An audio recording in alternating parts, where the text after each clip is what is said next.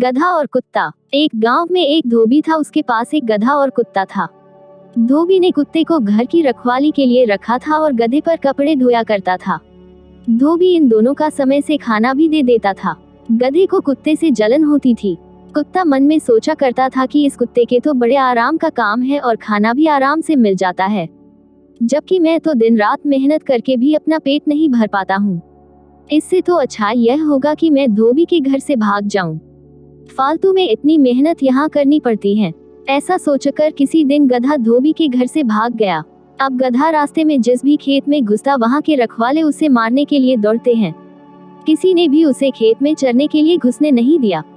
गधे को रास्ते पर चलते हुए एक मरे हुए शेर की खाल मिल गई। गधे के दिमाग में एक आइडिया आया। उसने उस खाल को ओढ़ लिया और खेतों की तरफ चल दिया। खेतों के रखवालों ने उसे शेर समझा और उससे डरकर भागने लगे। अब गधा मस्त होकर खेतों में चरने लगा। गधा मन ही मन अपनी चालाकी पर बड़ा खुश हो रहा था।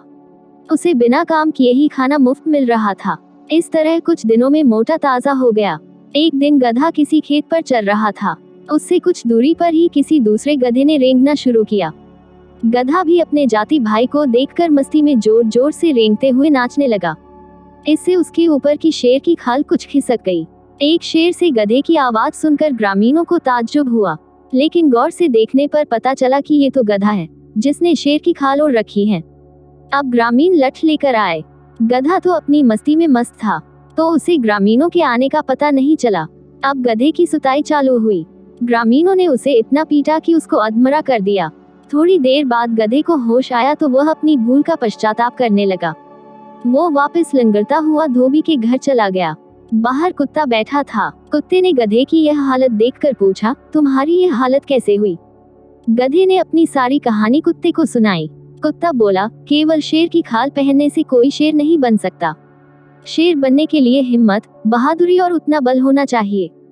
तुम्हें मुफ्त के चक्कर में नहीं पड़ना है, कभी किसी को धोखा नहीं देना है।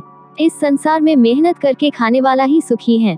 तुम भी मेहनत करके खाते तो तुम्हारी आज यह हालत नहीं होती। गधा अब कुत्ते की बात समझ चुका था, मेहनत करके ही खाने लगा।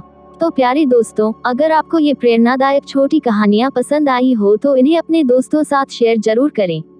और आपको किस तरह की कहानियाँ पढ़ना पसंद है, नीचे कमेंट करके जरूर बताएं।